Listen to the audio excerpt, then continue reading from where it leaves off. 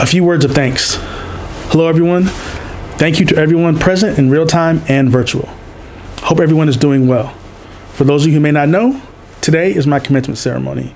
And because of that, I wanted to share a few words, maybe a little bit about my story, as well as a few thank yous to people who have shown love to me along the way. Greetings and hello to everybody.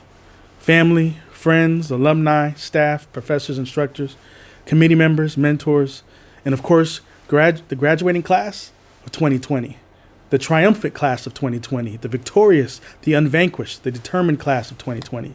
This year is a year that will never be forgotten. My name is Masudi Stolard, and today I graduate. Today I graduate with my doctoral degree. I now have a Doctor of Business Administration with a specialization in business intelligence. So I'm officially Dr. Masudi Stolard. My research was on the influence of sentiment analysis on small businesses. And forgive me for not having a graduating gown. My degree was actually conferred on October 31st. But when I attempted to order my regalia online, I was told they needed to receive the order by October 10th. So to have it by the university deadline for photos and so forth. Just another story of my experience with the BMUS 2020. And even when things are in order, sometimes it's necessary for you to pivot. And it's okay. Save me a few $100s. Now, as I continue, allow me the privilege to give a few shout outs and thank yous. It's important that we honor his word by being kind to one another and tenderhearted to one another. And there have been folks and individuals who have been kind and tenderhearted to me. According to the protocol of being married, you should always recognize your wife first.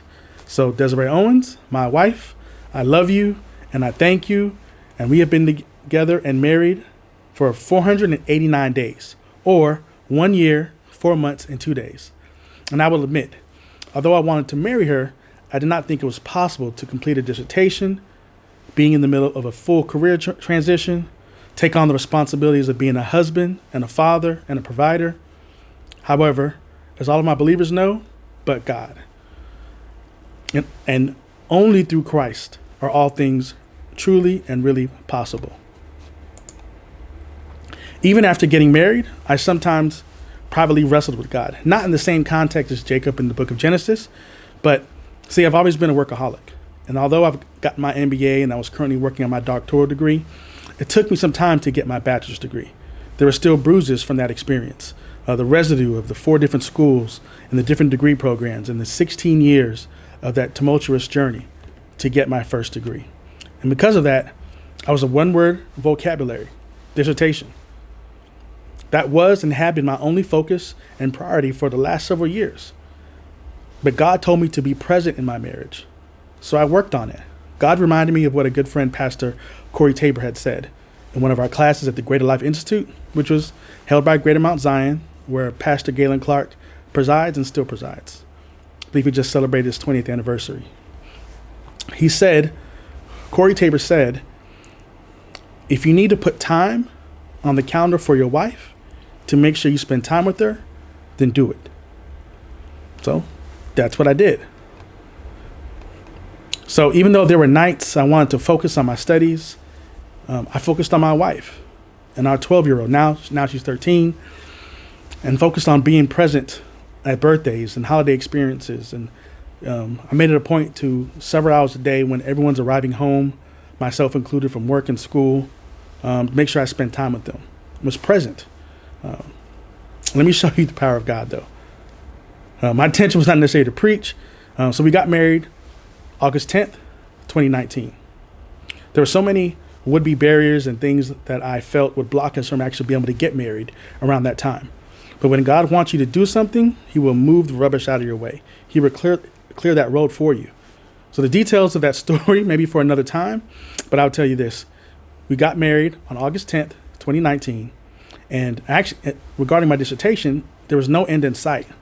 However, exactly 1 year, 1 month, and 29 days to be exact, I got the notification that my research had been approved, that my writing was done, and I was completely finished. And my dissertation would be published.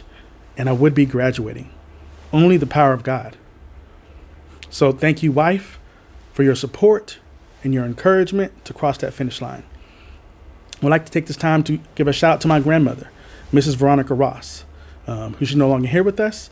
She was a cool school teacher, and we did lose her a few years back when I was working on my MBA, and I hope that she's looking down proud. Now to the woman who raised me, as well as my brother. Mom, thank you. Those of you who have parents and mothers and fathers that loved you truly understand that there's not a big enough word for thank you that can be conveyed. My mother sacrificed and took care of us. She took care of others as well.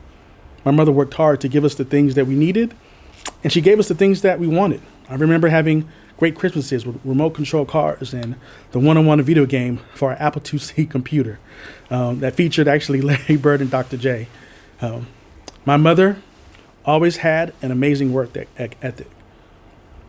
She worked 2 jobs for many years. And because of her work ethic, I feel like I follow her in that regard. And when she wasn't working, she volunteered to give back to others, taking care of our family, our cousins, uncles, and aunts in various capacities. My mom did all that while providing a stable home and environment for my brother as well as myself. So, Mom, on behalf of my brother and myself and everyone who has been blessed because of you, because of your big heart, we thank you. Thank you, Mom. George, my brother, I forgive you for breaking my G.I. Joes when we were kids. It took me years to get over it. Can you imagine a mother telling you you have to share your action figures with your younger brother, even though sharing them, those action figures, was like putting them on a one-way mission? George, my dear brother, I love you very much. Thank you for always having my back, regardless of the adversity in front of us.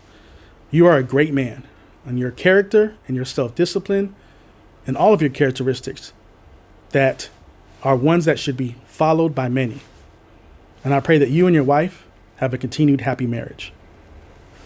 Dad, thank you.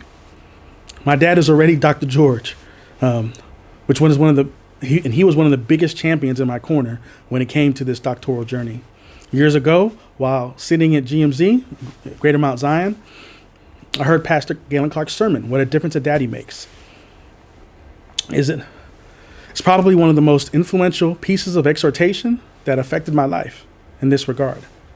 He talked about the importance of being a father and the responsibilities of being a father and the weight that it carries. And because of that, I felt further encouraged to take a self-assessment of my relationship with my own dad.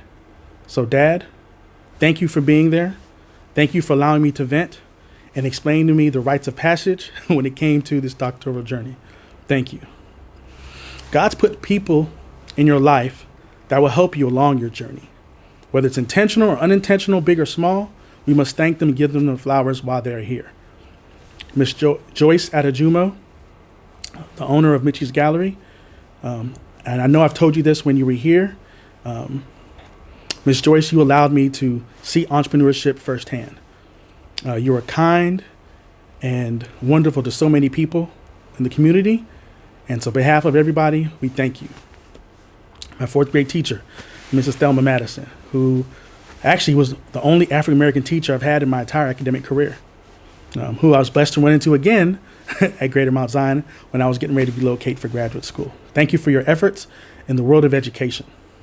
My high school football coach, Coach McCabe, he used to take me home from school after football practice. There was a lot of advice and conversations that was given me during those times. I remember finding out within the first week of him dropping me off at home that he actually lived around the corner. So can you imagine living less than maybe a few hundred yards away from your football coach? Even when you have a day off, it may not really be a day off. However, I do remember something specific he taught me. When things get tough, you can do one of two things. You can choose to be productive. You can choose to be unproductive. The choice is yours. And for that, I thank you, Coach. Shout out to Andrew Shear. He put me in his valedictorian speech back in high school. Something about me dancing to country music. I don't believe there's any video of that, so maybe that doesn't count. But thank you. I also want to take this time to thank my dissertation mentor, Dr. Jason Sheedy. Thank you for not giving up on me and working with me until the end. My mother recently told me a story that at 12 years old, I mentioned wanting to get my doctoral degree. Sir, I thank you for all your help to make that dream happen. Now, to everyone whose name is not mentioned here today, know that I thank you and I appreciate you for everything that you've done. Shout out to my fraternity, the Men of Phi Beta Sigma Fraternity Incorporated. Thank you for your encouragement and your support. Shout out to the ladies of Zeta Phi Beta Sorority Incorporated. Thank you for being my sorors. Thank you for being constitutionally bound. Thank you for being supportive and helpful. Thank you. A special thank you to Dr. Monica Anderson. Not only she's an amazing author, she's an amazing human being. And I wish you much continued success. Dr. Laverne Stewart, who is an avid reader and another great human who's been truly beneficial. Thank you for everything that you've done. Gerardo Segura, one of my best friends from high school. Our birthdays are actually a day apart. And we somehow even got married within the same year. So imagine that. So I thank you for being a friend. And thank you for always having my back as well. Thank you to the Facebook groups that offered encouragement and provided hope when at times sometimes it felt like you were on this journey alone. And to everyone that's still working on it, is still working on your doctoral degree or even your MBA or your master's or your bachelor's degree, keep pushing forward. You got this. And when you finish, make sure to encourage those coming after you. Give them a who got next shout out. Okay. So I wanted to give this commencement speech to say thank you. Thank you to everybody. Thank you to everyone that was a positive influence and a trajectory in my life. I hope I was as beneficial and a blessing to all of you as you were to me. And as I close, I was working with my daughter on her homework last night. Now check this out. Imagine after 4 years and 8 months of doing research and you're finally finished. Now imagine that your graduation ceremony is the next day, i.e. today. However, you are tasked with what? Helping your 7th grader with her research. Even though I thought it was out, they pulled me back in. The research continues as a part of life. That's okay. The things we do for our children, right? Her topic, coincidentally, was the importance of getting an education. One of the things we uncovered in our 7th grade research is she found this quote by Nelson Mandela. Education is the most powerful weapon which we can use to change the world. He also said a few other things about education. The combination of a good mind and a good heart is a formidable combination. But if you can add to your big heart and to your good mind a literate tongue and pen, you have something very special. So as I close, let me say, folks often ask me what is next for me. And now that I'm done with school, like what I'm going to do moving forward. And as I think about it, I tell them, well, I intend to continue to educate myself and others. I intend to challenge myself and others. I intend to continue to equip myself as well as others. And as a business educator and a coach, education is important. Education is necessary. It is important for young people, as Nelson Mandela has often emphasized.